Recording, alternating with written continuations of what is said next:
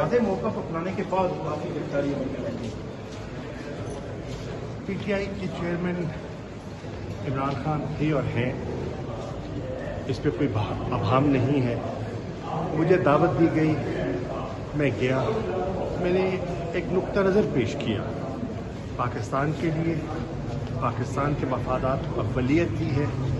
میں سمجھتا ہوں ملک اس وقت ایک معاشی، ایک آئینی، ملک ایک آئینی، معاشی اور سیاسی بحران سے دوچار ہے۔ اس کا واحد راستہ انتخابات ہیں، شفاف انتخابات ہیں اور ملک کو ڈگر پہ ڈالنا ہے۔